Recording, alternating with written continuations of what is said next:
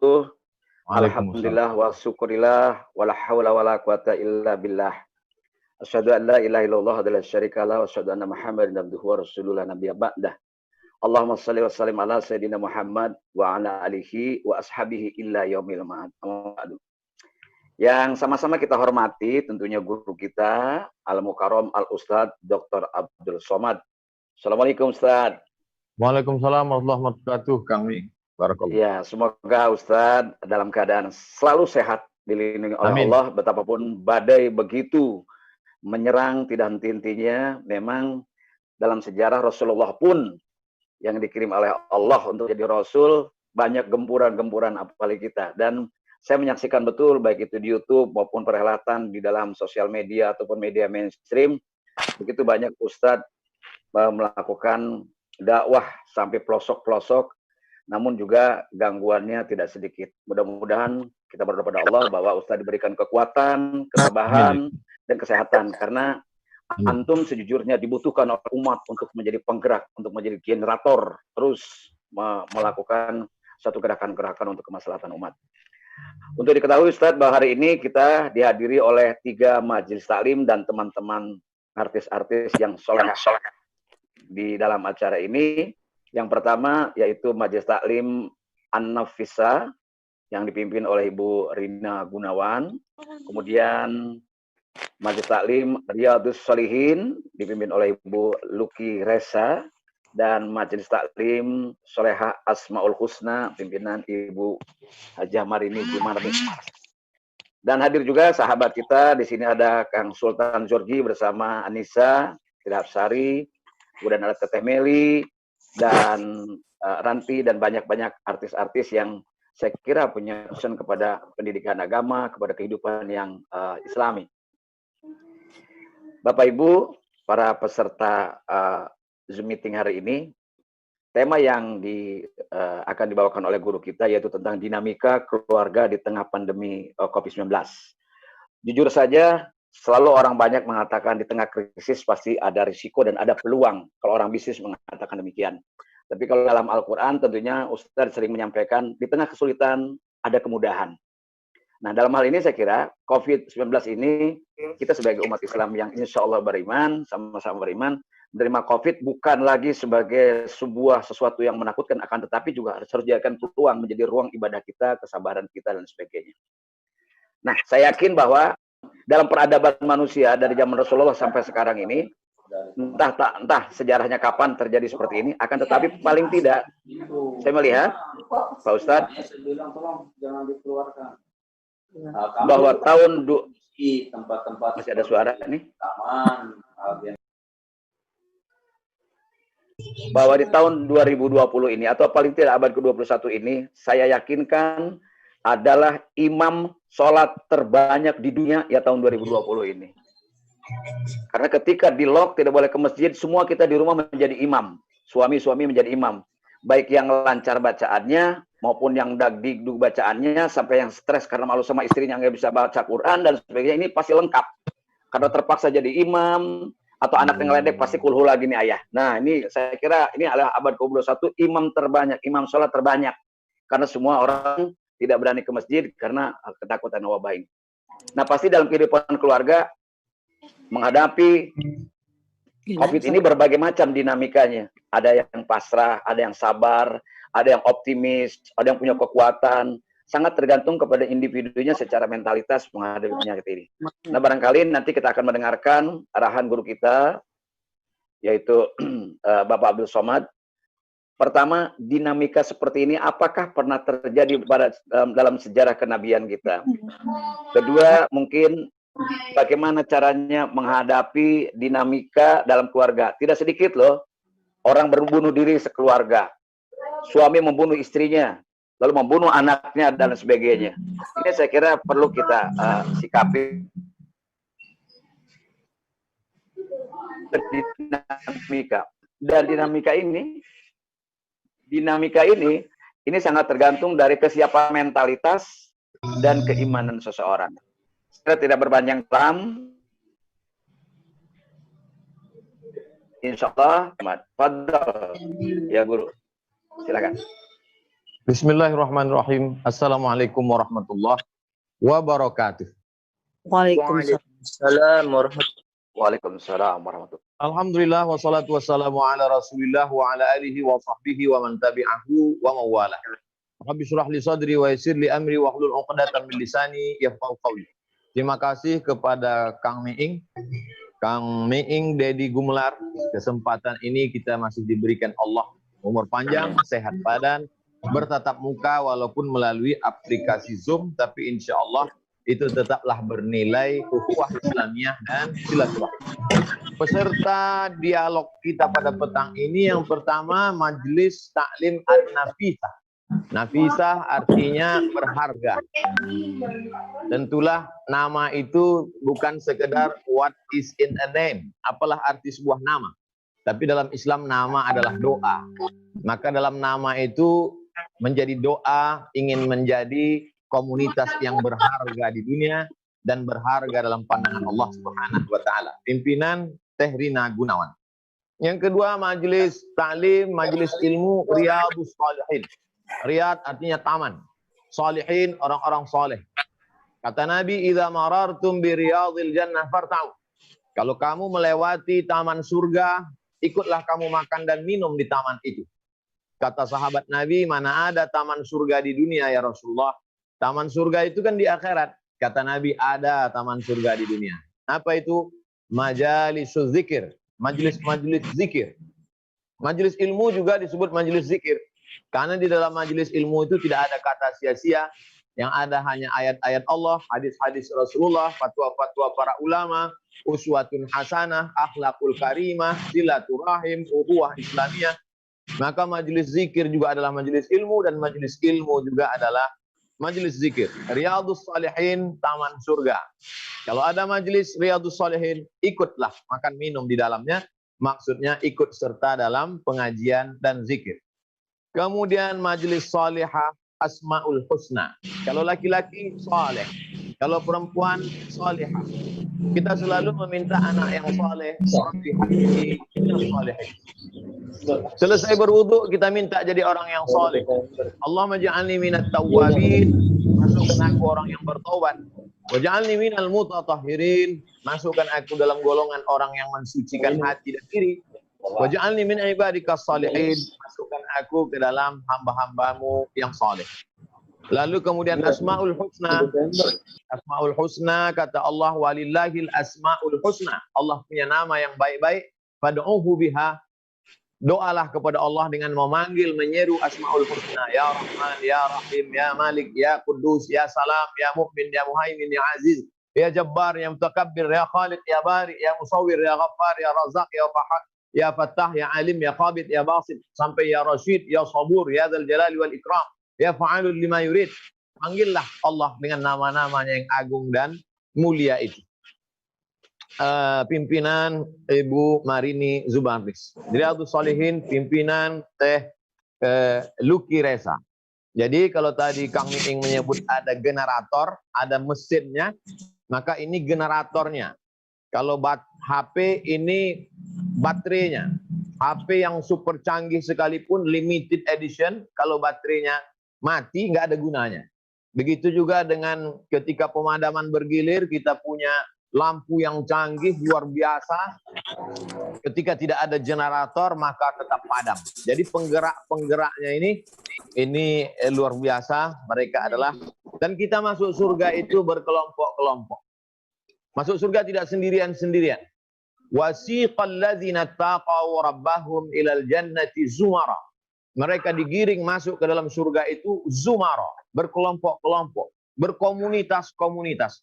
Oleh sebab itu kita melihat ada komunitas pemuda hijrah, ada komunitas bikers subuhan, ada komunitas hijabers, ada komunitas an-nafisah, ada komunitas Riyadhul Jannah, ada komunitas salihah Asmaul Husna. Idza jaa nasrullahi wal fath, kalau sudah datang pertolongan Allah dan kemenangan, wa ra'aitan nas, kau lihat manusia itu yadkhuluna fi dinillah, mereka masuk dalam agama Allah afwaja, berbondong-bondong. Makna berbondong-bondong itu berkomunitas-komunitas. Maka kita juga di dunia ini kata Allah, kepada Nabi, kata Nabi kepada kita, alaikum bil jamaah, hendaklah kamu berkomunitas. Orang yang memisahkan diri dari komunitas itu, maka dia sudah tidak lagi dalam sebuah kelompok yang selamat di akhir zaman, ahlus sunnah wal jamaah. Jadi jangan sampai kita menjadi fanatik dengan komunitas-komunitas, tapi kita fanatiknya dengan Islam. An-Nafisah, Riyadul Jannah, Solehah Asmaul Husna, ini hanya kendaraannya saja. Yang satu naik motor, yang satu naik mobil, yang satu naik pesawat, satu naik helikopter, tapi tujuannya semua, ilahi anta maksudi wa ridhaka matlubi. Ya Tuhanku, engkau yang kumaksud, ridhamu yang kucari. Tema kita, dinamika keluarga di tengah pandemi. Saya ringkas menjadi 5 poin. Yang pertama, orang Islam tidak pernah stres menghadapi apapun. Karena mereka punya mindset cara pandang bahwa sakit dan sehat sama-sama ujian. Kaya dan miskin juga sama-sama ujian. Selama ini orang berkata bahwa kalau sehat itu nikmat, kalau sakit itu ujian. Padahal dua-duanya juga ujian. Ada orang yang lulus ketika diuji sakit, tapi tidak pernah lulus ketika diuji sehat. Buktinya kalau kita ke rumah sakit di ruang ICU, banyak orang yang nggak berhenti megang tasbih ketika sakit. Tapi ketika sehat, megang handphone, tangannya nggak pernah berhenti. Itu menunjukkan orang lulus di uji sakit, tapi tidak lulus di uji sehat. Makanya Allah Ta'ala katakan dalam Quran, وَبَلَوْنَهُمْ بِالْحَسَنَاتِ. Kami uji mereka dengan hasanat, dengan kesehatan, dengan anak-anak yang lucu-lucu, dengan pekerjaan dan karir yang meroket, dengan ekonomi yang mapan. Itu hasanat semua. Justru itu ujian. Allah yang nyebut, وَبَلَوْنَهُمْ بِالْحَسَنَاتِ. Kami uji mereka dengan yang hasanat, yang baik-baik. وَالسَّيِّئَاتِ. Baru kami uji mereka dengan yang nggak baik. Hilang, sakit, mati, kebakaran, patah, tabrakan. Jadi coba kita luruskan pemahaman kita. Kalau tidak, kita akan menganggap, oh COVID ini ujian. Memang betul, tapi selama ini kan kita lebih banyak diuji dengan keenakan, keindahan, kenyamanan, ketentraman, daripada kesakitan, kematian. Jadi ini juga adalah bagian dari ujian. Yang memberikan ini Allah, yang menolong kita juga Allah.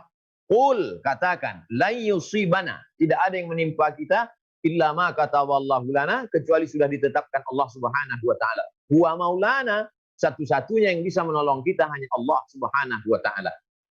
Manusia itu diuji menurut kadar imannya. Makanya kalau kita baca nabi-nabi itu, Nabi Musa diuji, Nabi Isa diuji, Nabi Ibrahim diuji, tapi puncak ujian terbesar adalah pada Nabi Muhammad sallallahu alaihi wasallam. Hasiban nasu ayyusraku ayyaqulu amanna? Apakah manusia itu dibiarkan begitu saja mengatakan kami beriman? Wa hum la yuftanun, padahal iman mereka belum diuji. Maka kalau kita berkata saya lulusan S1, berarti sudah diuji skripsinya. Saya lulusan S2, berarti sudah diuji tesisnya. Saya lulusan PhD, Doctor of Philosophy, berarti sudah diuji disertasinya. Saya profesor, berarti sudah diuji karya ilmiahnya, penelitiannya, tulisannya di jurnal internasional, lulus Scopus dan lain sebagainya. Nah, ini semua adalah ujian-ujian. Maka ketika kita berhadapan dengan pandemi ini, kita tidak menganggap ini di luar dari kuasa Allah Subhanahu wa taala. La yukallifullahu nafsan illa wus'aha. Allah tidak akan menguji seseorang di luar batas kemampuannya. Hanya saja bedanya kalau orang menganggap ini masih dalam aturan Allah, dia akan sabar karena dia tahu Allah menguji saya. Tapi ketika orang sudah menganggap ini di luar kuasa Allah, keimanannya kepada Allah menjadi 50-50 atau malah no signal sama sekali, disitulah dia akan galau, berakhir dengan bunuh diri, berakhir dengan minum racun, berakhir dengan terjun ke sungai. Siapa yang menancapkan pisau ke jantungnya, mati dia. Maka di akhirat, di neraka jahanam, dia akan menusukkan api neraka ke jantungnya, khalidan mukhallada fiha abada, selamanya, kekal. Siapa yang mati minum racun, maka di neraka dia akan menuangkan racun ke tenggorokannya dalam bentuk api neraka, khalidan mukhallada fiha abada, kekal selamanya. Siapa yang menggantung dirinya, melompat dia patah lehernya, maka di neraka jahanam dia akan menggantung lehernya dengan tali terbuat dari api neraka, khalidan mukhallada fiha abada, kekal selama-lamanya. Maka hidup ini adalah bagian dari cara Allah untuk melihat keimanan seseorang. Untuk apa Allah buat kita hidup ini? liyabluwakum ayyukum ahsanu amala, untuk menguji siapa yang paling baik amalnya. Lalu kemudian apakah kamu sangka am hasibutum an tadkhulul jannah? Apakah kamu sangka kamu akan masuk surga?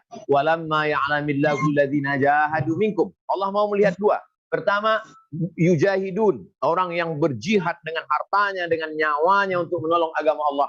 Wa ya'lamas liya'lamallahu alladziina amanu minkum wa yattakhidha minkum syuhada. Allah ingin melihat siapa yang menjadi syahid. Iskariman au mut syahidan. Kalau hidup, hidup mulia. Kalau mati, mati syahid. Begitu prinsip yang diajarkan Islam. Yang pertama, bahwa ujian ini adalah tidak hanya yang enak-enak, tapi ini juga ujian. Yang enak ujian, yang tidak enak ujian. Yang sakit ujian, yang sehat ujian. Maka orang beriman melihat ini biasa saja. Puncak keimanan adalah ketika ridha menerima keputusan Allah Subhanahu wa Ta'ala. Yang kedua, menunjukkan bahwa syariat Islam itu universal, relevan di kulli zaman wa makan. Di setiap waktu dan setiap kondisi. Kalau ada orang yang sakit, maka sholatnya tidak normal. Kita menyebutnya new normal. Tapi sebetulnya istilah new normal itu perlu diluruskan. Orang menganggap new normal itu normal. Sebetulnya saya lebih setuju abnormal. Yang nggak normal. Maka kita kembali sebetulnya kepada tidak normal. Normalnya puasa. Kalau nggak normal, nggak bisa puasa, maka dia puasanya di luar Ramadan. Kalau nggak bisa juga, maka bayar fidyah. Normalnya pembunuh itu dihukum mati. Tapi kalau tidak bisa, maka dimaafkan oleh keluarganya, maka dia bayar diat. Jadi dalam Islam itu tidak ada harga mati, ada tawar-menawar. Yang harga mati itu NKRI harga mati. Adapun ini dalam masalah ini ada tawar-menawar. Orang sholat Jumat, nggak bisa sholat Jumat, sholat zuhur. Aslinya kita Bapak Ibu dokter, bidan, perawat yang di rumah sakit pakai APD jam 11, bukanya jam 5 sore. Aslinya sholat itu ada waktu zuhur, ada asar. Tapi karena ini darurat tingkat tinggi, mengatasi orang yang mau sakaratul maut, baju APD sekali pakai, bukanya harus buang, harus dibakar.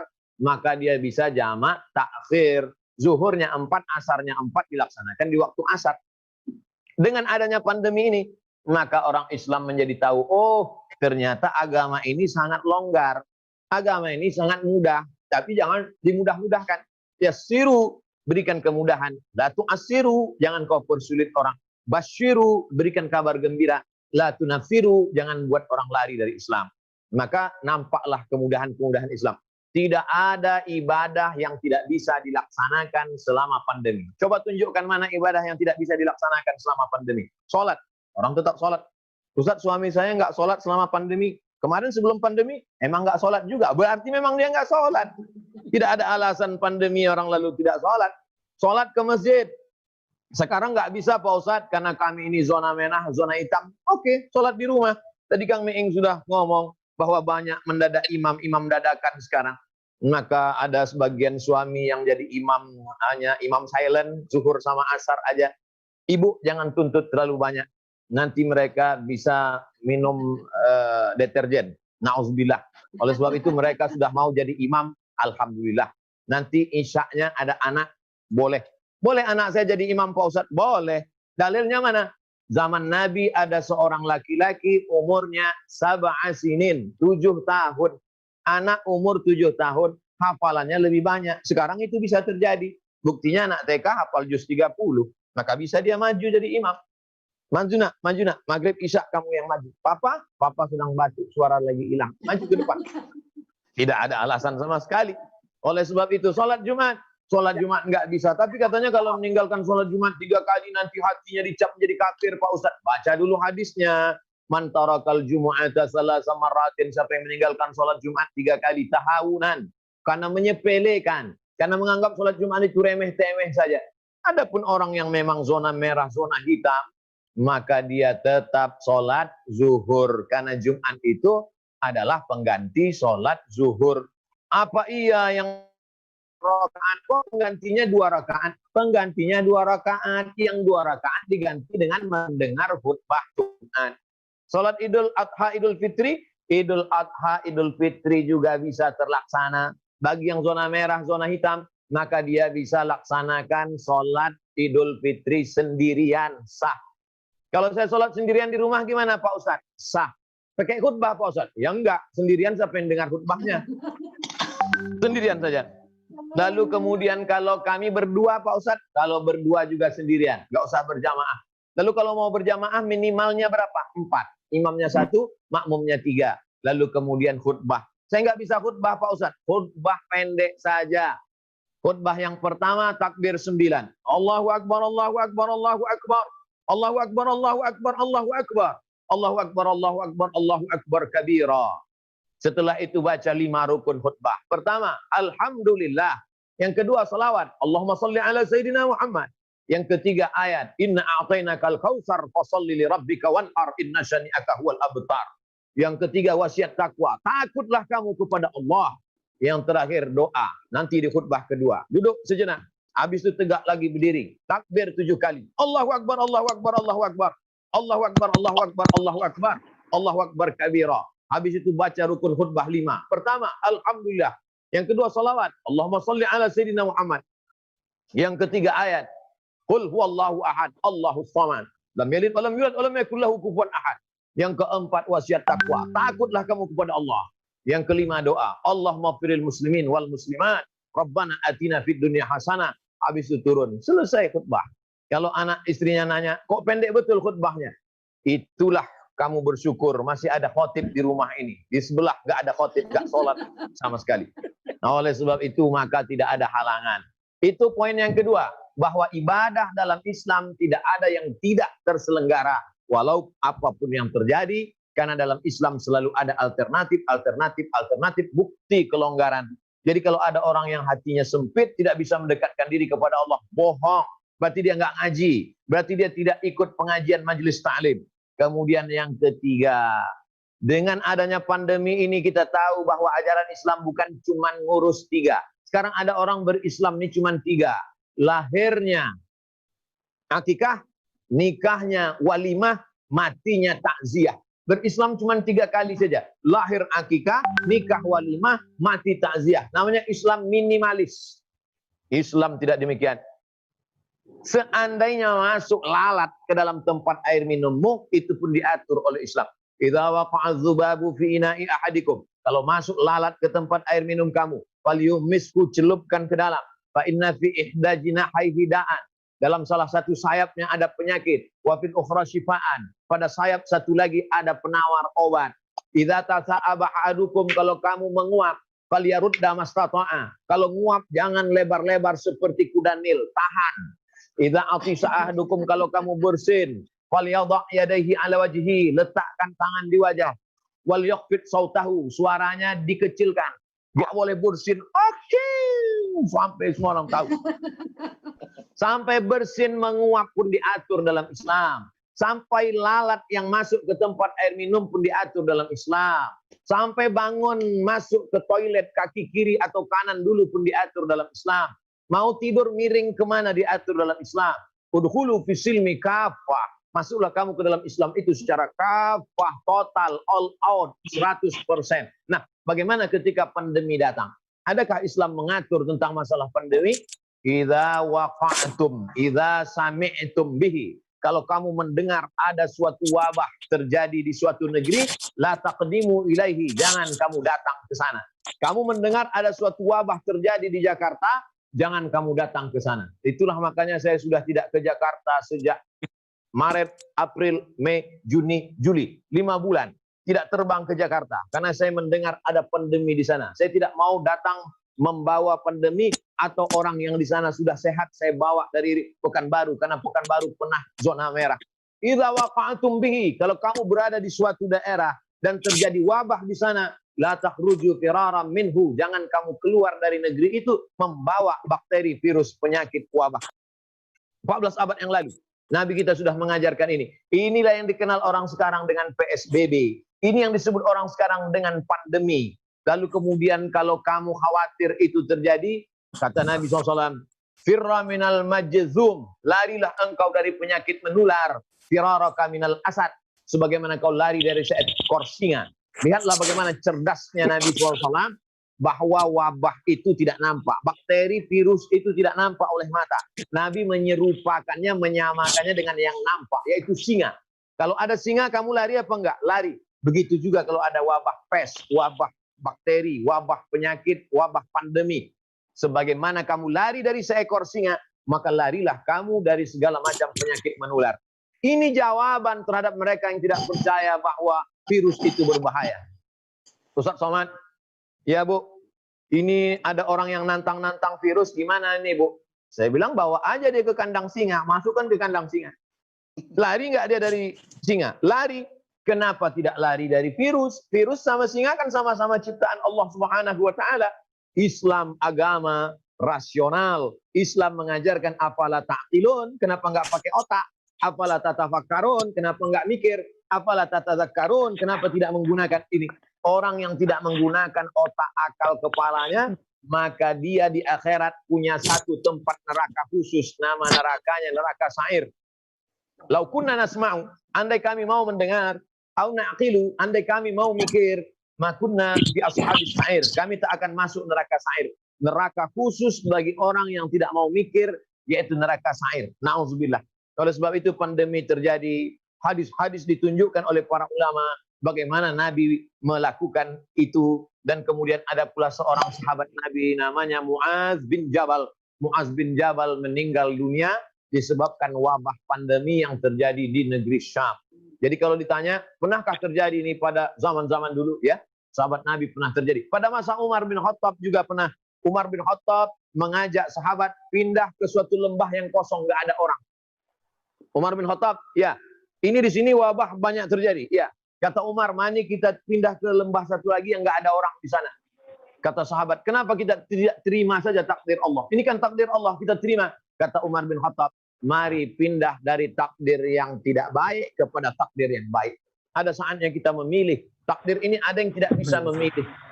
Saya tidak bisa memilih menjadi orang Sunda. Sehingga saya tidak bisa ngobrol dengan Kang Miing, Kumaha, Atuh Dawang. Tapi saya bisa memilih untuk menghindari wabah atau mendekati wabah. Ada saatnya kita bisa memilih, ada saatnya kita tidak bisa memilih. Dengan adanya ini, orang semakin belajar, orang semakin mengerti, orang semakin paham. Yang keempat, selama ini kita terlalu sibuk dengan dunia, sampai lupa untuk berpikir. Nggak usah, kau tidur. Kita ini nggak pernah berpikir. Goreng-goreng aja. Tidak pernah berpikir karena kesibukan yang luar biasa. Akhirnya kita lockdown, berhenti sejenak. Goreng-goreng. Kita mutar terus, sibuk. Wanita karir sibuk, aktivitas sibuk, sampai tidak pernah berpikir. Maka pada saat ini kita sedang diingatkan bahwa adidaya ternyata tidak berdaya. Bahwa materi ternyata tidak bisa menolong. Hebatnya raja-raja, sultan-sultan. Mohon maaf, bukan Mas Sultan Jorgi. Maksudnya sultan-sultan di Arab Saudi sana. Bisa masuk juga itu virus ke kerajaan. Bisa masuk itu ke kerajaan Saudi Arabia.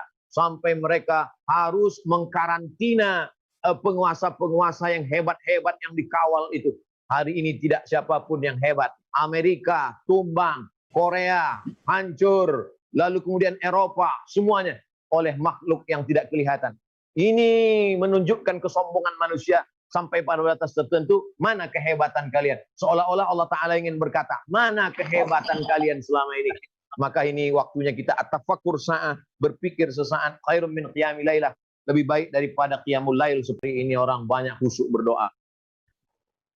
Frekuensi permintaan doa melalui suara voice banyak sekali ke handphone saya. Ustaz tolong doakan. Dulu nggak ada. Dulu orang minta doa malah minta rekam untuk update status saja. Sekarang orang minta doa memang betul-betul dalam kesulitan. Tolong doakan, tolong minta doakan kepada Allah Subhanahu wa Ta'ala. Artinya apa? Manusia semakin takut kepada Allah. Disebabkan apa? Disebabkan pandemi. Ada orang meninggal, ada rasa takut tapi nggak seberapa. Meledak gunung, ada rasa takut tapi nggak seberapa. Terjadi tsunami, ada rasa takut tapi tidak seberapa. Tapi begitu terjadi pandemi total di seluruh dunia, baru tahun 2020 inilah orang sholat Idul Fitri di rumah. Baru tahun 2020 inilah orang sholat Idul Fitri hanya kelompok-kelompok kecil dalam sejarah dunia. Tapi bahwa sebelumnya ada pandemi, ada. Tapi Pandemi di Mesir, tapi tidak terjadi di Yaman. Pandemi di Andalusia, tidak terjadi di Maroko. Tapi kali ini luar biasa, serentak, seragam di seluruh dunia. Maka ini semakin membuat manusia berdoa kepada Allah Subhanahu wa taala. Saya yakin dan percaya, siapapun dalam hati kecilnya tetap berharap ada yang maha kuasa. Orang ateis sekalipun yang ngaku nggak ada Tuhan, waktu naik pesawat dia berdua dengan temannya berdoa, subhanallazi sakhkhara lana hadza wa ma kunna lahu muqrinin wa inna ila rabbina lamunqalibun. Allahu akbar, Allahu akbar, Allahu akbar. Apa ente doa-doa? Nggak ada itu Tuhan. Pesawat pun terbang, tiba-tiba melewati hampa udara, tiba-tiba pesawat itu turun ke bawah. Yang nggak berdoa ini mengatakan, oh my God. Ternyata oh my God-nya lebih kuat daripada yang berdoa. Yang berdoa sudah menyerahkan dirinya kepada Allah. Karena dia sudah berkata, la haula wa la quwata illa billah. Ini menunjukkan orang yang mengatakan tak bertuhan sekalipun, dalam hati paling kecil, dalam lubuk hati paling dalam, dia berkata sebenarnya Allah itu ada. Hanya saja kesombongan, keangkuhan, ego menutupi itu semua. Saya kira saya batasi pengantar dialog kita petang ini dalam 5 poin. Selanjutnya saya serahkan ke Kang Miing, Kang Deddy Gumelar. Terima kasih, mohon maaf. Wassalamualaikum warahmatullahi wabarakatuh. Waalaikumsalam warahmatullahi wabarakatuh. Syukran fillah, Ustaz. Bapak Ibu, teman-teman sekalian, baik dari Majelis Taklim An-Nafisa, Riyadhis Shalihin dan Sholeh Asmaul Husna, dan juga teman-teman tamu-tamu yang lainnya. Sekali lagi saya mohon bagi para peserta Zoom untuk mematikan audionya, dan ini gambar siapa ini? Mematikan audionya agar tidak mengganggu audio Pak Ustadz yang tengah berbicara. Baik para peserta sekalian, apa yang disampaikan Ustadz Abdul Somad tadi sudah jelas bahwa hidup itu adalah ujian, dan ujian itu tidak selalu pada ketika kita mendapatkan yang dianggap oleh manusia sebagai penderitaan dalam bentuk sakit, musibah dan sebagainya. Ternyata sakit dan sehat sama-sama ujian. Sejauh mana kita mensyukuri nikmat sehat, lalu sejauh mana kita mensyukuri nikmat sakit, demikian juga kaya dan miskin dan sebagainya. Ada 5 poin yang disampaikan Ustaz tadi, dan puncak dari keimanan seseorang adalah sejauh mana dia memiliki rasa qanaah atau ridho menerima keputusan Allah. Menerima keputusan Allah apapun. Apalagi ini Pak Ustaz, mungkin kalau kemarin ada wabah flu babi, itu lokal. Atau flu burung itu lokal, tapi ini sudah mendunia, pandemi. Dan saya dengar dari guru-guru kita bahwa ketika pandemi menyeluruh secara global sedunia, ini bisa disebut juga adalah tanda-tanda perubahan zaman yang Allah perlakukan pada umat manusia ketika manusia sudah sombong, sudah tidak lagi ada rasa bersyukur, sudah keluar dari tanda-tanda norma-norma yang Allah sampaikan atau gariskan. Dan ini Masya Allah hari ini seandainya Pak Ustadz, masyarakat sebagian besar mengetahui apa yang Ustaz sampaikan, mungkin tidak ada terjadi bunuh diri sekeluarga karena hanya lapar misalnya. Tidak lagi ada suami menganiaya istri hanya gara-gara kesulitan ekonomi, atau demikian juga sebaliknya istri membunuh anaknya. Ini Masya Allah yang saya kira ini menjadi pelajaran bagi kita. Dan kita juga tidak bisa sekedar, ya Allah tuh orang nggak beriman banget sih sampai bunuh diri hanya gara-gara kelaparan. Tapi kita sendiri tidak ngantri nasi ke rumah dia. Ya. Jadi kita juga tidak peduli. Nah, peristiwa-peristiwa sosial yang terjadi pada umat manusia dalam konteks kekurangan iman itu karena tidak hadirnya para bapak-bapak dari masyarakat ini. Misalnya, apakah RT RW-nya ngecek ada orang miskin di daerah kita? Apakah juga lurahnya, camatnya, atau pemerintahannya hadir nggak ketika orang itu miskin ada, dan sebagainya. Apalagi dalam konteks pandemi seperti ini. Nah, untuk teman-teman sekira, apa yang disampaikan oleh guru kita, Pak Ustadz Abdul Somad, ini adalah dinamika yang sangat tergantung berpulang kepada kemampuan secara mentalitas dan kekuatan iman bagi kita menghadapi yang disebut oleh Ustaz tadi ujian. Baik itu dalam kesenangan maupun dalam kesulitan. Biasanya ketika orang ingat sama Allah, ya Allah ini ujian berat betul, sakit. Tapi ketika dia bisa beli mobil mewah, bisa ke luar negeri, dia enggak sempat. Tidak pernah. Ketika kita sakit, ya Allah kenapa aku yang dikasih sakit? Tapi ketika dikasih jalan-jalan ke Eropa, kenapa? Ya Allah kenapa aku yang harus mendapatkan tiket? Nggak ada itu cerita kayak gitu. Ya, bahkan termasuk saya mungkin. Ketika seseorang mungkin tidak lagi menerima popularitas atau kekayaan, ya Allah, nasib aku jadi begini amat ya. Dia tidak mengatakan mengapa aku waktu itu dikasih popularitas, ya Allah, kenapa aku yang populer? Kenapa aku yang kaya? Tidak ada. Selalu manusia bertanya, why me? My God. Kata Allah, why not? Jadi ini saya kira persoalan-persoalan yang nih. Nah untuk itulah saya kira kita punya kesempatan dengan Pak Ustadz untuk berbincang. Saya kira saya coba kepada Ibu Rina Gunawan dari keluarga besar An-Nafisah untuk bisa menyampaikan apa sih seharusnya kita menghadapi apa yang secara global tadi 5 poin disampaikan oleh Ustadz tadi, menghadapi ini karena setiap orang, setiap individu Pak Ustadz, terlepas dari soal iman, ini kemampuan mental dulu lah. Kemampuan mental pasti berbeda-beda. Dan mentalitas serta iman tidak berbanding lurus dengan kecerdasan akademik sekalipun. Mau sekolahnya apa kek gitu. Ya kan?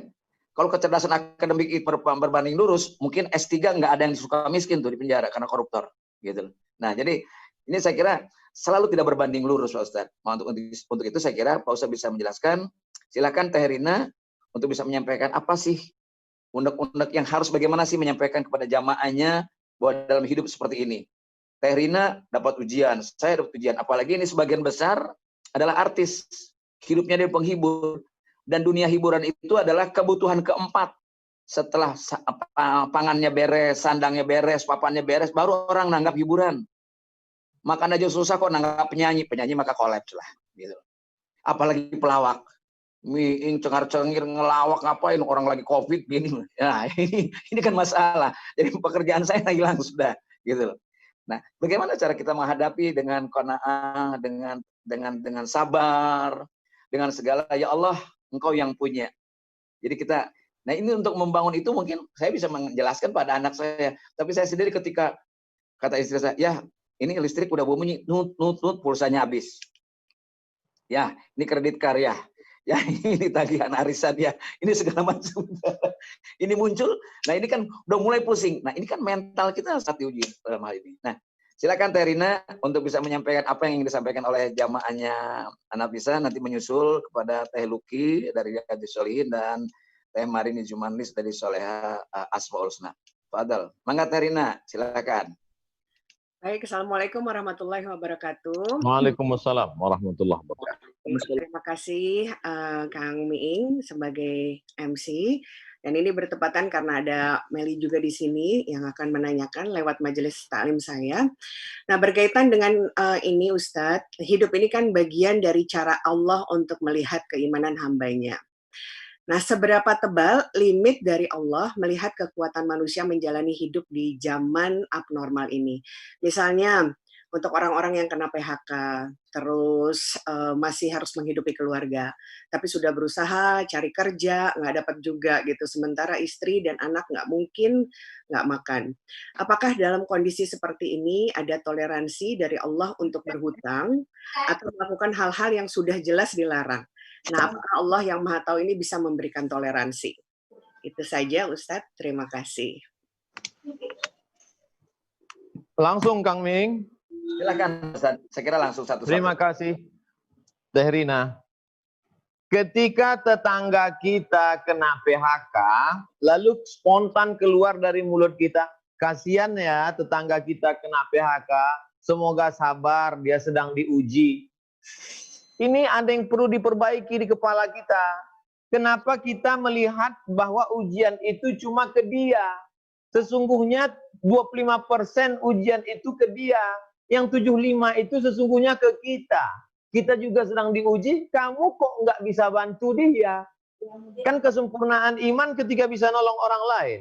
La yu'minu ahadukum, kamu nggak beriman hatta yuhibba li akhihi ma yuhibbu li nafsi, sampai kau sayang kepada saudaramu seperti sayang pada diri sendiri. Cara berpikir kita, mindset kita, cara pandang kita, wijhatun nazar kita sedang diluruskan Allah dengan pandemi ini, bahwa dia diuji dengan nggak makan, dia udah sabar beberapa hari. Tapi kita nggak sabar untuk mengeluarkan zakat kita, sodakoh kita, infak kita. Makanya ketika saya awal kali melockdown diri 16 Maret, saya sampaikan ke pengurus masjid, mari kita data 40 rumah keliling masjid, 40 ke depan, 40 ke belakang, 40 ke kanan, 40 kiri. Cari tetangga yang susah nggak makan. Target kita makan aja dulu. Kita kumpulkan beras, sembako, 20 kilo beras, telur ayam, semua kebutuhan pokok, bungkus, antar ke sana. Kalau mau kirim foto, share di Instagram, medsos, wajahnya ditutup. Bagaimana rasanya kalau wajah kita dipajang di sana? Oleh sebab itu maka mereka diuji, tapi sesungguhnya ujian terbesar adalah ke kita. Ujian mereka, ujian kesabaran, hatinya menerima takdir Allah. Ujian kita adalah kesabaran mengeluarkan rezeki yang dititipkan Allah Subhanahu wa taala. Alhamdulillah, Maret, April, Mei, Juni, Juli masih berlanjut dari masjid kami. Saya mengajak, kenapa masjid? Kenapa masjid? Kita ingin ada keterikatan umat dengan masjid. Bagi yang tidak punya keterikatan dengan masjid, ibu-ibunya oke, melalui majelis taklim. Maka kalau ini kita laksanakan, apa yang dikhawatirkan Kang Miing, apa yang dikhawatirkan Teh Rina, kita bisa minimalisir. Wallahu fi aunil abdi maka al abdu fi auni akhih. Orang akan ditolong Allah selama dia mau menolong saudaranya. Man yassara an mu'sirin. Siapa yang memudahkan urusan saudaranya, yassarallahu anhu yaumal qiyamah. Man farraja an muslimin kurbatan min kurabid dunya. Siapa yang melepaskan saudaranya dari kesulitan dunia, farrajallahu anhu kurbatan min kurabi yaumil qiyamah. Dilepaskan Allah dia dari berbagai macam huru-hara kesulitan pada hari kiamat. Waktu sakratul maut sulit, waktu dimasuk di liang lahat dijepit tanah sulit, waktu bangkit dari kubur di padang mahsyar sulit, waktu amal ditimbang sulit, waktu hisab sulit, waktu meniti titian shiratal mustaqim sulit, masuk neraka sulit. Tapi kalau kita mudahkan urusan orang sekarang, maka Allah akan mudahkan urusan kita. Saya hanya bisa mengajak, menganjurkan, tapi teknisnya di lapangan, komunitas-komunitas ini bergerak, setelah dia sekedar jadi ceramah tausiah, lalu diaplikasikan di dalam komunitas-komunitas kajian surau langgar musola, maka insya Allah banyaklah yang terbantu dari saudara-saudara kita. Contoh kasus tadi, sampel kecil PHK, tapi sebenarnya lebih daripada itu. Mereka kena ujian, ujian ke kita juga lebih besar. Demikian Kang Mi. Wallahu a'lam. Ya, terima kasih Pak Ustadz. Teh Rina mudah-mudahan dapat menjawab apa yang ditanyakan tadi. Dan sesungguhnya bahwa apabila kita memberikan kemudahan kepada orang lain, Allah akan berikan kemudahan kepada kita. Silakan Teh Luki Reza. Teh Luki. Baik, terima kasih Kang Ming, Kang Dedi. Atur nuhun. Assalamualaikum Pak Ustadz. Assalamualaikum. Waalaikumsalam warahmatullahi warahmatullahi wabarakatuh. Alhamdulillah. Saya hanya ingin bertanya ini mengenai pandemi ini ya. Menurut Pak Ustadz, ini pandemi ini merupakan ujian atau musibah untuk kita orang Muslim ya. Kemudian keduanya ada yang nitip pertanyaan dari majelis saya. Untuk sholawatan, zikir dan lain sebagainya, kita niatkan untuk kesembuhan dan lain sebagainya dihitung, maksudnya dihitung sekian itu apa boleh atau tidak gitu aja. Terima kasih. Assalamualaikum warahmatullahi wabarakatuh. Waalaikumsalam warahmatullahi wabarakatuh. La yusibul mu'min min nasabin wala wasabin wala saqamin wala syaukin yastakuha. Susah hati, gundah gulana, galau, sakit fisik, sampai duri yang menusuk telapak kaki, maka itu sesungguhnya cara Allah menghapuskan dosa seseorang. Gundah gulana, galau, susah hati, sakit kepala, demam, sampai duri yang menusuk tapak kaki, kafarallahu anhu biha sayi'atuh, Allah bersihkan dosa orang. Apalagi pandemi yang membuat orang cemas, takut, ngeri, maka sesungguhnya ini cara Allah menghapuskan dosa orang. Yang kedua, ada orang yang berbuat dosa, lalu diazab Allah Subhanahu wa taala. La ta'murunna bil ma'ruf, mestinya kamu ngajak orang buat baik. Wala tanhaunna 'anil munkar, mestinya kamu ngelarang orang buat mungkar, jangan judi, jangan zina, jangan LGBT, jangan perbuatan maksiat, tapi diam. Maka Allah turunkan azab. Ini juga adalah bagian dari azab Allah karena umat ini diam, enggak peduli kepada kemungkaran. Ini adalah azab. Yang ketiga, ada orang yang sudah diletakkan Allah dalam surga VVIP, tapi pas dicek amalnya kurang. Malaikat cek amalnya kurang, tapi dia udah ditempatkan letaknya di surga. Kata Allah, coba uji dia. Kalau dia sabar, lulus, letakkan dia di tempat yang atas. Jadi 3 kemungkinan. Pertama, penghapus dosa. Yang kedua, azab. Yang ketiga, mengangkat derajat. Bagi kita, di antara yang 3 ini kira-kira yang mana dia? Pertama, menghapus dosa. Yang kedua, laknat, azab. Yang ketiga, mengangkat derajat. Maka kita husnuzon kepada Allah. Kita sudah sholat, puasa, zakat, haji, ngaji. Kita sudah amar ma'ruf, nahi mungkar. Kita tidak masuk kelompok ini. Tapi mungkin saya, Abdul Somad, yang banyak dosa. Dosa riya, dosa sum'ah, dosa ingin dipuji, dosa ingin dimuliakan, dosa ingin disanjung-sanjung, dosa ingin dipanggil profesor, doktor, insinyur, haji, segala macam. Maka mungkin ini cara Allah menghapuskan dosa saya. Dan saya husnuzon. Saya husnuzon, mungkin nama saya sudah masuk daftar VVIP. Daftar masuk surga Jannatul Firdaus. Sesuai abjad. Abdul Somad. Kang Miing jauh di bawah. Abdul Somad sudah masuk. Cuman pas dicek amalnya, ini amalnya kurang. Kita uji dia dengan pandemi corona. Kalau dia sabar, innama yuwaffas sabiruna ajrahum bighairi hisab. Orang yang sabar itu balasan amalnya bighairi hisab, unlimited, tanpa batas. Di antara yang tiga ini kita yang mana? Husnuzon kepada Allah. Dalam hadis qudsi, ana inda dhanni abdi bi, aku menurut prasangka hambaku kepadaku. Husnuzon pada Allah.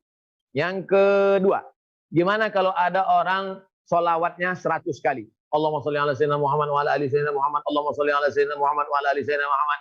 Setelah itu tasbihnya 100 kali. Subhanallah bihamdihi, subhanallahil azim, subhanallah bihamdihi, subhanallahil azim, subhanallah bihamdihi, subhanallah azim. Habis itu selawat, habis itu istighfarnya 100 kali. Astagfirullahaladzim. Apa hukum mematok angka 100, 200, 1000, 2000, 70? Apa hukumnya? Ada seorang sahabat namanya Abu Hurairah. Dia sebelum tidur malam menyimpul tali alfa uqdah, 2000 simpul. Tali panjang, dia simpul 2000 simpul. Sebelum tidur malam, dia hitung pakai 2000 simpul itu. Yusabbihu alfa uqdah. Dia bertasbih 2000 simpul. Subhanallah. Nama kitabnya Syiar A'lam An-Nubala. Nama penulisnya Imam Az-Zahabi. Riwayatnya sahih. Abu Hurairah sebelum tidur malam memetik, nggak pakai tasbih, memetik simpul tali 2000 simpul. Itulah dalil boleh ngitung-ngitung pakai angka. Nah, kita sekarang nggak perlu copot tari jemuran lalu buat 2000 simpul, nggak perlu. Cukup dengan tasbih digital aja. Mau tidur malam, dapat 2000, tidur. Jangan setelah 2000 dipoto. Alhamdulillah 2000. Udah 2000. Cukup kita aja yang tahu. Jadi buat hitung-hitungan 100, 200, 700, 5000 boleh hukumnya. Wallahu a'lam bishawab. Demikian kami. Terima kasih Ustaz. Insya Allah saya kira ini satu wawasan baru. Kadang-kadang juga teman-teman suka WA gitu tengah malam, tahajud yuk. Tapi kan kita kalau WA kan nggak kedengeran. Kalau niat bangunin telepon ya. Baik Pak Ustaz. Mudah-mudahan dari kriteria tadi, saya sih tadi nama saya ada di bawah, saya mau ngejar Ustaz aja, megangin tangannya dulu. Biar sampai surga Firdaus. Di tengah pandemi tadi kemarin ini insya Allah saya kemarin alhamdulillah dioperasi ngangkat kantong empedu, jadi mudah-mudahan nambah lah, sakitnya bukan main ya kata Ustadz tadi, mudah-mudahan dihapuskan dosanya, amin. Karena mungkin bekal saya ke surga tidak mencukupi gitu dengan dosa-dosa dan masa lalu dan sebagainya, minimal ya dekat dengan orang soleh seperti Ustadz Abdul Somad ya, hingga ingat begitu saya ketemu nanti di sana, Ustadz masih ingat anak nggak? Oh ingat ya, ikut dong. Masih bisa ke surga. Mangga Teh Marini silakan, mohon tidak mengulangi pertanyaan yang sudah dibawakan Teh Rina sama Teh Luki. Mangga. Iya. Nuhun Kang. Hai ya, Teh. Assalamualaikum. Waalaikumsalam. Assalamualaikum Pak Ustadz. Waalaikumsalam warahmatullahi. Alhamdulillah sehat. Sehat. Ada pertanyaan dari kami. Di zaman pandemi ini kan bermacam-macam masalah yang kita hadapi. Bahkan aku aja beberapa bulan yang lalu ada salah satu makeupku bahkan dia itu mau bunuh diri karena dia udah menghadapi masalah seperti ini. Nah, ada zikir atau doa yang paling baik yang bisa membuat kita bisa melewati masalah ini dengan baik. Apakah ada zikir atau doanya yang pas gitu Pak Ustadz? Terima kasih. Wassalamualaikum warahmatullahi wabarakatuh. Waalaikumsalam warahmatullahi wabarakatuh. Ibu Marini Zumarnis. Mau dipanggil Teh Marini atau Uni Marini, Zumar. Uni orang Jawa. Asyaitanu ya'idukumul faqra. Kerja setan yang pertama, asyaitanu ya'idukumul faqra. Setan membisikkan ke dalam hatimu al-faqra. Kau nanti akan miskin, kau nanti akan sakit, kau nanti akan mati, hidup ini terlalu sulit. Semakin terus setiap hari. Alladzi yuwaswisu fi sudurin nas. Dia yang terus berbisik-bisik di dalam hati manusia. Secara gramatikal bahasa Arab, yuwaswisu itu dalam bentuk fi'il mudhari. Mudhari itu artinya present and future. Maka dia nggak berhenti, terus tidak putus. Yuwaswisu fi sudurin nas. Minal jinnati, dari kalangan jin. Nanti kau akan susah, kau akan di PHK, tabunganmu akan habis, gini ini gelap, akan terjadi resesi ekonomi, ini bla bla bla bla bla. Setelah ya'idukumul faqra, dilanjutkan wa ya'murukum bil fahsya. Dia suruh kamu melakukan perbuatan dosa. Jadi langkah setan yang pertama, dia bisikkan rasa kekhawatiran yang sangat tinggi, kecemasan, sampai asam lambung melimpah ruah, naik ke otak, panik, lalu kemudian anxiety, lalu kemudian stres, lalu kemudian depresi. Setelah itu baru wa ya'murukum bil fahsya. Setelah kamu dibuatnya galau, putus harapan, diperintahkannya kamu berbuat dosa, maka melihat tali jemuran seperti lambaian bidadari. Akhirnya digantungkanlah ke atas, diikat, dilihatkan ke bawah, lalu kemudian melompat, rupanya talinya yang putus, nggak jadi mati. Kita akan berakhir dengan bunuh diri. Karena dengan bunuh diri, setan akan punya teman di dalam neraka. Setan itu pola kerjanya adalah ngajak. Induknya iblis. Di bawah iblis ini adalah setan. Lalu mengajak. Setelah nanti di neraka, dia akan mengatakan, aku hanya mengajak saja, dan hari ini aku tidak lagi bisa menjadi penolong bagimu. Na'udzubillah. Itu cara kerja setan. La tattabi'u khutuwatis syaitan. Jangan kamu ikuti langkah-langkah setan. Langkah pertama, langkah kedua, langkah ketiga. Inna syaitana lakum aduun. Setan itu musuh bagi kamu. Fattakhidhuhu aduwa. Jadikan dia sebagai musuh. Setelah kita sadar bahwa yang mengajak untuk bunuh diri itu adalah setan, dibisikkannya ke dalam hati, maka sekarang obatnya bersihkan hati dari setan. 3 langkah. Pertama, ta'awuz. A'udzubillahi minasyaitonir rajim. Diucapkan di mulut, ditancapkan ke dalam hati. A'udzubillahi minasyaitonir rajim. Terasa dia. Diucapkan di mulut, dalam hati, di jantung, yang berdegup, yang berdetak. Mulut menyebut, hati terasa, ditancapkan ke dalam pikiran. 3. Mulut, hati, kepala. Dari mana dia berasal? Dari hati. Mulut, hati, kepala. 3-3 itu mesti connect. Dalam sholat juga begitu. Allahu Akbar kabira. Mulut. Walhamdulillahi katsira. Inna sholati wa nusuki wa mahyaya. Zikir juga begitu. La ilaha illallah. La ilaha illallah. Mulut, hati, kepala. 3 ini mesti sinkron. Kalau tidak, dia sama seperti kita nyetir atau bawa motor. Ketika kita bawa motor, mungkin kita agak-agak lari, luruskan lagi. Agak naik-naik trotoar, luruskan lagi. Begitu dalam kehidupan ini. Pertama, ta'awuz. A'udzubillahi minasyaitonirrajim. Yang lebih panjang. A'udzubillahi samil alim minasyaitonirrajim. Yang lebih panjang. A'udzubillahi tammati min kulli syaitani wa hammati wa min kulli ainin lamah. Yang lebih panjang, ayat kursi. Allahu la ilaha illa huwal hayyul qayyum la ta'khudhuhu sinatun wa la nawm. Lahu ma fis samawati wa ma fil ardh. Man dzal ladzi yashfa'u 'indahu illa bi idhnihi. Ya'lamu ma baina aydihim wa ma khalfahum wa la yuhituna bi syai'in min 'ilmihi illa bima syaa'. Wasi'a kursiyyuhus samawati wal ardh wa la ya'uduhu hifdhuhuma wa huwal 'aliyyul 'azim. Siapa namanya? Allah. Adakah Tuhan selain Dia? La ilaha illa huwa. Apakah Dia hidup? Al-Hayyu, Dia Maha hidup. Apakah Dia mengatur hidup saya? Al-Qayyum, Dia mengurus hidup saya. Apakah dia ngantuk dan tidur? La ta'khudhuhu sinatun wa la naum. Apa kekuasaan dia? Lahu ma fis samawati wa ma fil ardh. Ada orang yang bisa nolong saya? Man dzal ladzi yashfa'u 'indahu illa bi idznih. Tahukah dia apa yang ada dalam hati saya? Ya'lamu ma baina aydihim wa ma khalfahum wa la yuhituna bi syai'in min 'ilmihi illa bima syaa'. Bagaimana kekuasaannya? Wasi'a kursiyyuhus samawati wal ardh. Sulitkah dia mengatur hidup saya? Wala ya'uduhu hifdzuhuma. Hebatkah dia? Wa huwal 'aliyyul 'azim. Itu ditancapkan ketika kita baca ayat kursi. Allah turunkan malaikat menjaga kita, menjaga hati kita, maka setan menjauh. Yang pertama. Yang kedua, berjamaah. Wa minal isnaini ab'adu. Kalau kamu berdua, setan menjauh. Pak Ustadz, saya berdua dengan teman itu, kok makin dekat dengan setan? Oh, temannya setan juga. Oleh sebab itu menjauhi setan. Berteman dengan orang yang kira-kira jauh dari setan. Bukan berteman dengan setan berwujud manusia. Yang tersinggung berarti setan. Oleh sebab itu maka mesti kita jaga ini. Wa minal isnaini ab'adu. Karena ketika kita sendirian, orang selevel Abu Bakar Siddiq aja ketakutan. Ketika mau hijrah kan bersembunyi 3 hari 3 malam di Jabal Sur. Menggigil Abu Bakar ketakutan. Siapa yang menguatkan hatinya? Nabi. Apa kata Nabi? La tahzan. Don't be sad.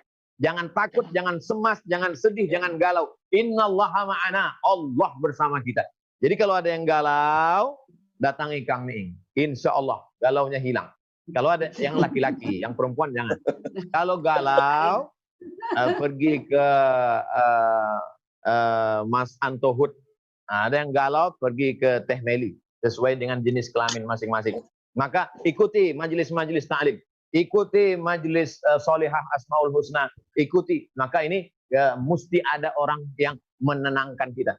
Makanya andai dia tidak Islam sekalipun, dia akan pergi ke psikiater, akan pergi psikolog, akan pergi ke komunitas-komunitas.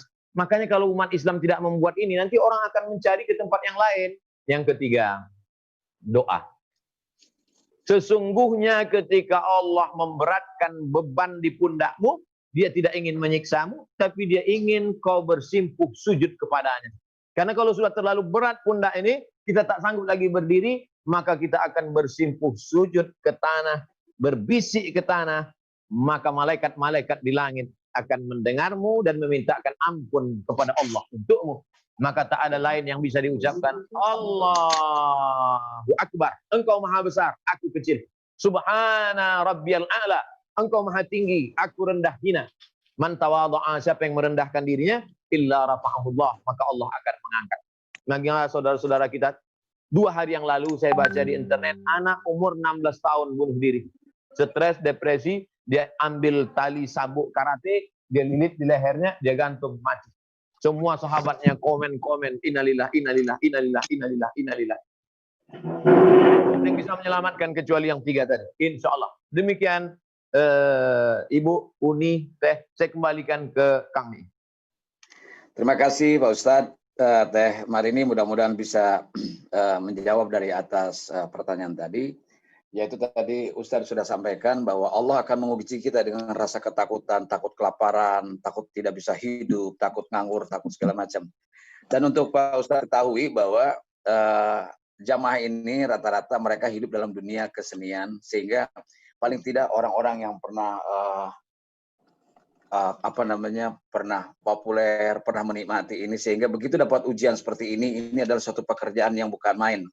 Nah, 3 poin tadi, yaitu bagaimana cara menjaga diri kita dari godaan setan, dan kita harus berjamaah dengan atau berteman dengan musuhnya setan. Musuhnya setan berarti orang baik ya Ustaz ya. Jadi ya, yang terakhir adalah doa. Bahkan doa pun insya Allah bisa berubah takdir mungkin. Karena kita bermunajat kepada Allah. Dan keputusasaan itu tidak jarang kita temukan di dalam kehidupan masyarakat. Dulu teman saya juga ada yang putus asa Ustaz. Sampai dia mau loncat di atas jembatan ke sungai. Begitu loncat, dia tergulung oleh ombak sungai itu, oleh arus sungai itu, dan nyangkut di batu. Dia hanya mengatakan, Masya Allah, Alhamdulillah, untung gue bisa berenang. Jadi sebetulnya niat atau tidak bunuh dirinya, tapi yang jelas bahwa keputusasaan itu mendorong perilaku orang. Tadi Ustaz sudah mengatakan inline antara pikiran, hati, dan ucapan harus menjadi satu garis lurus yang disebut dengan iman. Nah, sekarang saya mau mengundang di sini juga ada Teh Meli, ada Kang Sultan. Silakan salah satu di antaranya yang ingin menyampaikan. Teh Meli dulu mungkin saya undang, Teh Meli. Kang Miing, punten ada pertanyaan dulu dicek.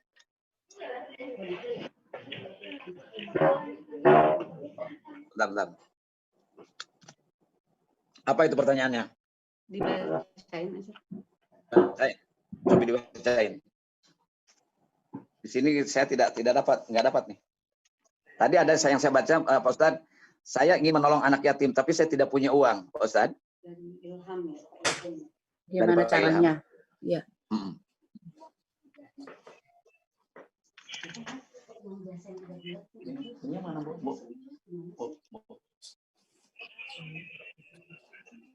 Silakan. Bertanya, mangga. Kang Sultan. Tadi ini mana jatuh ini? Tadi pertanyaan yang pertama, bagaimana caranya gitu, saya ingin menolong anak yatim tapi tidak punya uang, gitu Pak Ustadz. Mohon dijawab yang itu dulu. Terima kasih. Kita selalu mengkonotasikan yang namanya nolong itu materi, menolong itu uang, menolong itu sembako. Padahal mendengarkan orang ngomong curhat itu juga nolong. Sebetulnya orang yang sedang kena musibah, kesusahan itu kalau cerita dengan kita, dia sebenarnya bukan mau minta solusi dari kita. Dia cuma mau ada orang yang dengar dia. Kan nggak mungkin dia ngomong ke dinding. Maka dia mau cerita. Setelah dia ceritakan, dia luapkan, dia luahkan, dia menjadi lapang.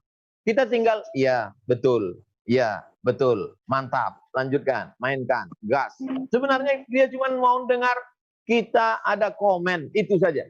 Saya mau merubah cara pandang kita bahwa nolong itu tidak selamanya dengan uang. Coba kita lihat bagaimana Allah Ta'ala merubah uang menjadi yang lain. Man bana masjidan, siapa yang bangun masjid, banallahu mislahu baitan fil jannah. Siapa yang bangun masjid, maka Allah akan bangunkan untuknya satu istana di surga. Bangun masjid kan uang. Tapi ketika orang tidak punya uang, diganti dengan yang lain. Man sholla isnatai asyarata raka'ah. Siapa yang sholat 12 rakaat sehari semalam, bunyalahu bihinna baitun fil jannah, maka akan dibangunkan untuknya satu tempat di surga. Kalau kau bisa dengan uang, bangun masjid. Kalau nggak bisa dengan uang, maka engkau sholat. Jadi ketika datang Fatimah menghadap Nabi, ya Rasulullah, aku nggak bisa, tangan ini letih nimba air karena Adi susah, nggak ada uang. Maka Nabi mengajarkan zikir. Jadi bagi yang kita tidak mampu membantu menolong anak yatim dengan uang, kita bisa ajar mereka ngaji, kita bisa arahkan mereka pada kebaikan. Saya salut dengan adik-adik mahasiswa, mahasiswi yang nongkrong di traffic light, di lampu merah. Mereka tarik ini adik-adik jualan koran dan yang tidak berpendidikan. Lalu kemudian mereka yang dari jurusan fisika, biologi, kimia, matematika, bahasa Inggris, mereka mengajarkan adik-adik ini supaya nanti bisa dapat ijazah. Mereka nggak punya uang, tapi mereka bisa mendidik. Mereka tidak punya uang, tapi mereka bisa mengarahkan. Kalian nanti kalau ketemu orang yang megang-megang kamu jangan mau ya dek, itu pelecehan seksual. Nanti kalau ada orang gini-gini jangan mau ya. Jadi tidak selamanya bantuan itu dengan uang. Oleh sebab itu yang punya uang, bantu dengan uang. Yang tidak bisa dengan uang, bisa dengan yang lain. La tahqiranna minal ma'rufi syai'a. Jangan kau sepelekan perbuatan baik walaupun kecil. Antul qiyakhaka biwajhin falqin. Bertemu dengan orang dengan wajah yang cerah. Menemui orang dengan wajah yang cerah itu juga bagian dari perbuatan baik. Likulli sulama minkum shadaqah. Setiap tulang-tulang sendi inilah sedekah. Kalau kau punya uang, kasih uang. Kalau kau tak bisa, mengangkatkan barang orang, meringankan beban orang. Jadi kita diajarkan Islam untuk tidak melihat kebaikan dari satu pintu saja. Karena surga itu dimasuki dari banyak pintu. Ada yang rajin puasa sunat, ada yang rajin belikan orang buka puasa, ada dengan memberikan pertolongan, maka ini semua adalah perbuatan baik. Kalau kau sanggup dengan uang, buat dengan uang. Kalau tidak, maka banyak kebaikan yang lain. Demikian, Kang.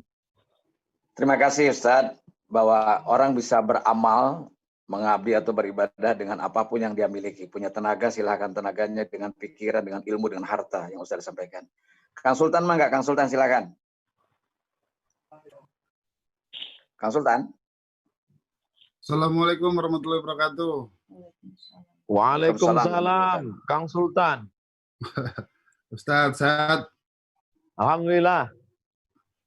Udah nggak jadi bertanya nih Kang Deddy ini, apa udah diwakilin sama teman-teman juga, kan tidak boleh diulang. Jadi saya kangen aja sama semuanya nih. Insya Allah kita semua dilindungi Allah Subhanahu Wa Taala nih. Amin. Daripada Amin. sekarang ini. Amin. Itu aja. Kang Sultan. Kang Arwan Udah diwakilin tadi sama Teh Luki. Masya Ya, Allah. mangga. Baik. Ya, nuhun. Ini ada satu pertanyaan lagi dari jamaah. Ustadz, mohon doa karena kami sedang mengumpulkan dana untuk sewa rumah tahfiz dan pondok yatim Duafa Rafa Bekasi. Semoga Allah memudahkan urusan kami. Mohon doanya deh Pak Ustadz. Di akhir majelis kita akan bacakan Fatihah, sholawat, memohon doa kepada Allah yang punya program-program rumah tahfiz, yang nyewa bisa beli, yang belum ada bisa nyewa, maka semuanya akan menjadi kekal abadi, diwakafkan, ninggal kita, mereka baca, tahfiz, ngapal, maka mengalir pahala ke kubur kita, lapang alam barzah kita, semangat terus cari rezeki, tapi orientasinya bukan lagi dunia, semangat cari rezeki untuk beli rumah, untuk wakafkan untuk rumah tahfiz. Demikian. Ya, terima kasih, Ustaz. Terima kasih, Teh Luki. Ustaz, Ya, sebelum kita berakhir, saya ingin bertanya. Ini kan pandangan manusia kadang-kadang ketika dia sudah merasa dirinya saleh, misalnya dengan ibadah-ibadah yang sifatnya mahdoh atau individual, kesalahan ritual, tapi kadang tidak begitu peduli dengan kehidupan sosial atau muamalahnya. Ini hukumnya seperti apa di antara ketika ketidakseimbangan antara kedua ibadah tersebut, Ustaz? Seandainya cukup dengan kesolehan individual, yang penting soleh sendiri, Nabi nggak turun dari Jabal Nur. Nabi itu cukup aja nerima wahyu, Iqra, habis itu makan, tidur, sholat, makan, tidur, sholat, tunggu malaikat maut datang, mati, selesai. Seandainya kesolehan individual itu enough, cukup, sahabat Nabi nggak akan ada yang sampai ke Maroko.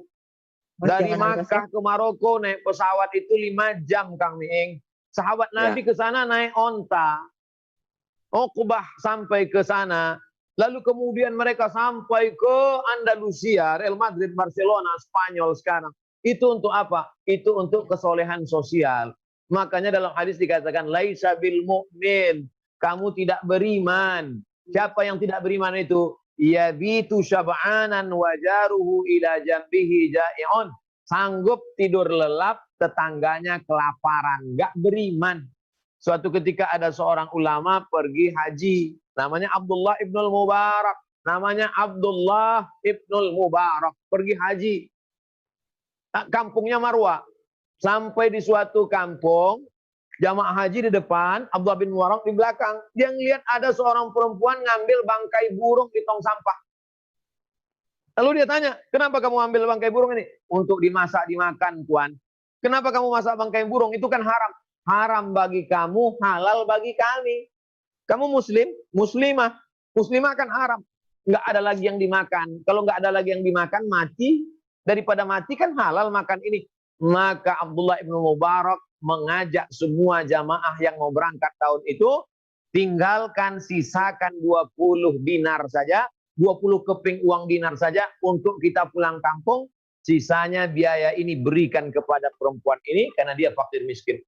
Oleh sebab itu, untuk haji yang kedua, ketiga, karena haji pertama wajib. Kalau haji pertama memang wajib. Tapi haji untuk yang kedua, ketiga, umroh, lebih baik bantu fakir miskin. Oleh sebab itu kalau ada orang yang soleh, zikirnya mantap, baca Qur'annya hatam, tahajud tiap malam, tapi nggak peduli kepada tetangga, la yu'minu, kamu tidak beriman. Hatta yuhibba li akhi, sampai kau sayang, cinta kepada saudaramu, ma yuhibbu li nafsih, sama seperti sayang pada diri sendiri.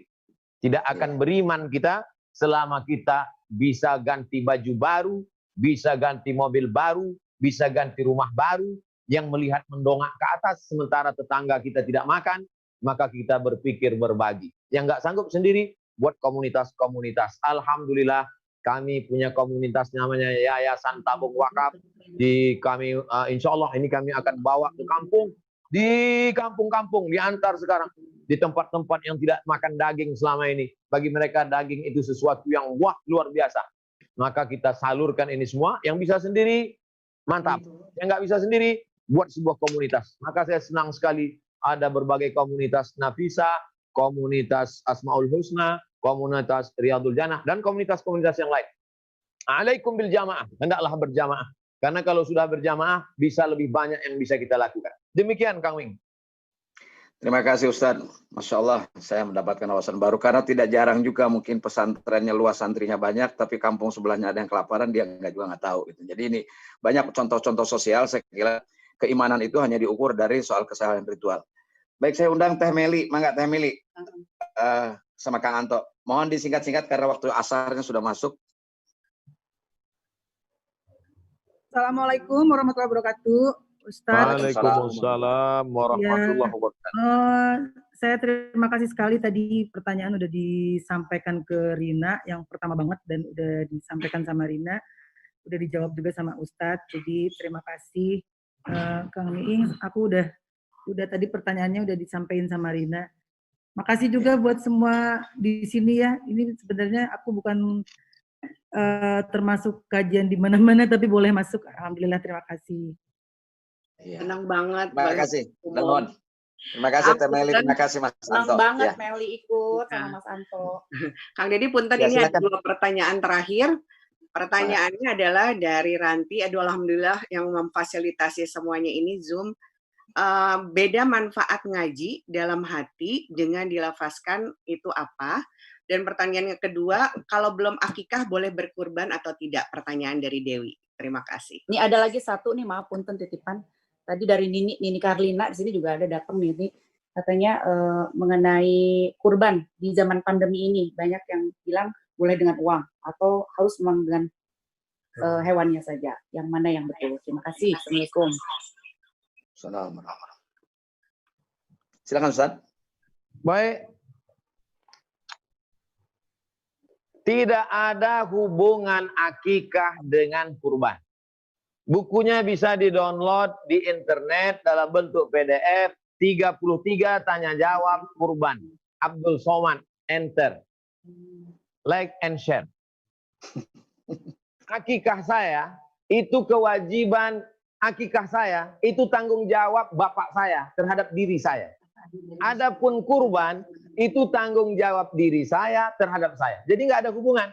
Jadi bahwa saya sekarang punya uang 2,5 juta, saya pergi ke masjid daftar kurban, lalu kemudian dulu saya belum akikah, ya nggak apa-apa. Adapun hadis mengatakan kullu mauludin, setiap anak yang lahir rahinatun bi aqiqatihi, tergadai dengan akikahnya. Bagaimana cara menebusnya? Tulbahu anhu yauma sabi'ihi, sembelihlah kambing pada hari yang ke-7.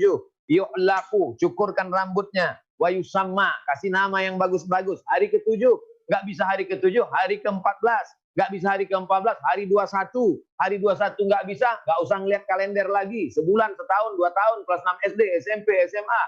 Kapan aja bisa. Bapak, Ibu, Teteh, yang sekarang mau akikah, silakan akikah. Cukup akikah aja, nggak perlu cukur rambut lagi dan ganti nama.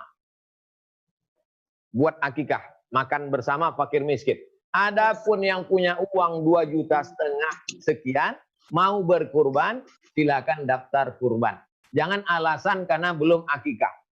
Lo nggak kurban, aku belum akikah. Tiap tahun alasannya itu terus, belum akikah lalu nggak berkurban. Oleh sebab itu maka silakan akikah, maka silakan akikah, yang belum akikah silakan berkurban, tidak ada hubungan. Lalu kemudian berkurban dengan uang. Saya tidak pandai berfatwa. Selama ini kalau saya jawab-jawab itu semuanya ngutip pendapat ulama.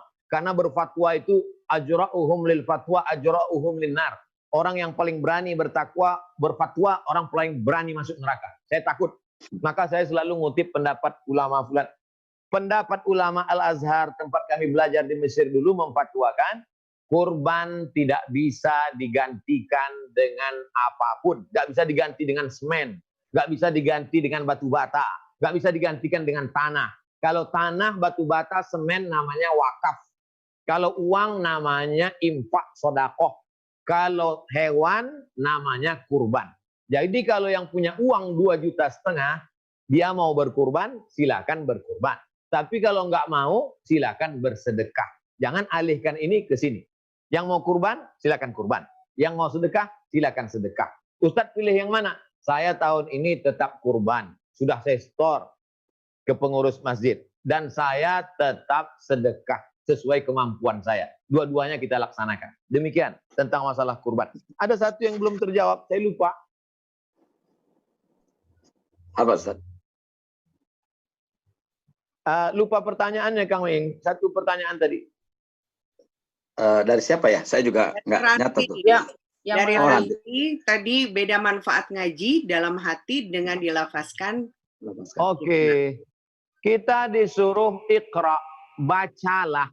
Bacalah itu dalam bahasa Arab berbunyi bersuara, baca. Adapun orang yang baca nggak berbunyi, nggak bersuara, diam saja, itu namanya muthala'ah. Kalau berbunyi bersuara namanya qiraah. Makanya kita disuruh qiraatul Quran. Bismillahirrahmanirrahim. Alif lam mim. Dzalikal kitabu la raiba fihi hudal lil muttaqin. Itu namanya qiraah, iqra, membaca. Ada suaranya, ada bunyinya, ada panjang pendeknya, ada matnya, ada tajwidnya, ada idghamnya, qalqalahnya, ikhfa'nya, gunnahnya, bila gunnah. Summum bukmun umyun fahum la yarji'un. Ternyata dalam tekanan nafas, dalam penggunaan ikhfa, qalqalah, gunnah, bila gunnah, itu ada psikologisnya, menenangkan. Makanya disebutkan Iqra'ul Quran, bacalah Quran. Fa innahu ya'ti yaumal qiyamah, Quran akan datang memberikan syafaat setelah mati dan memberikan ketenangan ketika hidup. Bahkan tidak hanya membacanya, ketika mendengarnya juga. Lalu apakah kami yang baca Quran nggak bersuara itu nggak dapat pahala? Ini mesti saya jelaskan secara utuh. Ada 5 proses interaksi kita dengan Quran. Proses yang pertama, dengar saja. Enggak baca, enggak ngomong, dengar saja. Idza quri'al Quran, kalau Quran dibacakan, fastami'u lahu, dengar baik-baik, wa ansitu, diam, la'allakum turhamun. Nabi pun pernah mendengar. Sahabat Nabi disuruhnya baca, namanya Abdullah ibnu Mas'ud. Iqra. Kata Abdullah bin Mas'ud, ngapain saya baca Quran? Quran kan diturunkan kepadamu. Kata Nabi, aku mau dengar. Makanya kita kadang dengar MP3. Saya pun suka dengar ponakan anak saya. Baca, saya mau dengar. Proses pertama, dengar. Yang kedua, baca. Nah, inilah yang kita baca tadi. Baik baca bersuara ataupun baca tidak bersuara. Tapi yang bersuara namanya qiraah, yang enggak bersuara namanya muthala'ah. Yang ketiga, paham. Ngerti maknanya. Beli Quran yang potong-potong terjemah. Ya ayyuha, hai orang-orang allazina yang amanu, beriman, kutiba, diwajibkan, alaikum, bagi kamu, siyam, kita ngerti kosakata. Kosakata yang terbanyak dalam surat Al-Baqarah. Siapa yang menguasai kosakata dalam Al-Baqarah, mudah dia memahami yang berikutnya. Begitulah indahnya susunan Al-Quran. Dengar, baca, faham, amalkan, ajarkan. Yang paling mulia di antara kita semua bukan ustadz. Yang paling mulia, khairukum, yang paling mulia, man ta'allamal Quran, orang yang belajar Quran, wa'allamahu, dan mengamalkan Quran. Yang selama ini baca belum pakai suara, bagus, karena dia sudah pada anak tangga kedua, tapi dia lanjutkan lagi. Demikian kami. Wallahu a'lam. Alhamdulillah, Masya Allah, Ustaz. Terima kasih Bapak Ibu teman-teman sekalian pada jamaah kajian kita di kesempatan sore ini. Alhamdulillah, Masya Allah, kita mendapatkan begitu banyak ilmu, wawasan, dan insya Allah meningkatkan keimanan kita, kesabaran kita dalam menghadapi ujian hidup ini, terutama di COVID-19 ini. Semoga kita istiqomah, di luar ini pun kita tetap menjalankan apa yang diperintahkan Allah, yaitu menerima segala keputusan Allah Subhanahu wa Ta'ala. Ustaz, mungkin pendek saja kesimpulan dinamika dari awal tadi kajian kita, ya, sampai dari yang 5 poin itu mungkin highlightnya saja sedikit, lalu disambung dengan doa. Mudah-mudahan kita bisa dipertemukan lagi, dan mudah-mudahan pertemuan ini mendapatkan ridho Allah, sehingga kita diberikan ilmu yang baik, ditinggikan derajatnya, diberikan kesehatan, dan tentunya Allah ridho atas pertemuan kita di kesempatan hari ini. Terima kasih pada teman-teman sekalian, pada jamaah-jamaah yang hadir, dan teman-teman artis yang lainnya. Fadhal Ustaz, nanti ditutup langsung dengan doa. Silakan. Kuatkan keyakinan dengan meyakini bahwa ini ujian dari Allah. Dengan adanya ujian ini, kita menjadi lebih soleh secara individual dan sosial. Dengan ada ujian ini, kita menjadi lebih takut kepada Allah, karena kita melihat segala kekuatan hancur musnah. Dengan ujian ini, kita menjadi lebih khusyuk berdoa kepada Allah. Dengan ujian kita menjadi lebih punya waktu untuk merenung dan berpikir. Dengan ujian kita menjadi menyiapkan diri, menyiapkan bekal. Tetap beraktivitas, cari uang, tetap semangat kerja. Tapi pandangan kita tidak lagi dunia oriented, tapi akhirat oriented. Besarkan akhirat dalam hatimu, maka dunia akan kecil dalam pandanganmu. Besarkan Allah dan akhirat dalam kepalamu, maka masalah dunia ini hanya setengah sayap nyamuk dalam hatimu. Kalau dunia terasa kecil, maka kita punya keberanian untuk menghadapi apapun. Keberanian tidak membuat engkau cepat mati, ketakutan tidak membuat engkau lama mati. Mari kita berdoa kepada Allah, mudah-mudahan kita semakin bersemangat cari rezeki. Yang masih ngontrak untuk rumah tahfiz bisa beli, yang sudah ada semakin banyak cabang-cabang tahfiznya, lapang kubur kita, terang alam barzah kita. Ala haziniyah untuk niat yang baik ini. Al-Fatihah. A'udzubillahi minasyaitonirrajim. Bismillahirrahmanirrahim.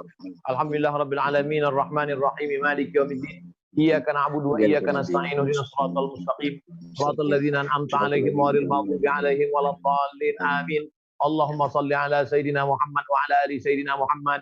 La tada' lana fi maqamina hadza wa fi sa'atina hadhihi dzamban illa ghafartah.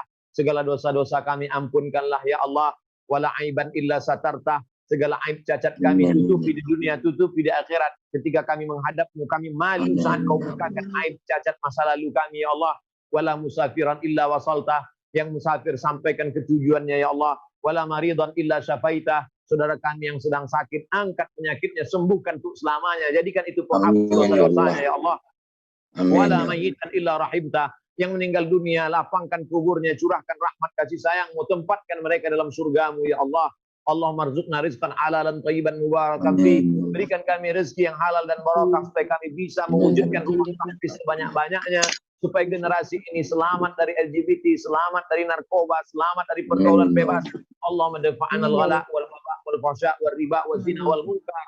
Selamatkan negeri kami dari wabah narkoba, segala perbuatan mungkar.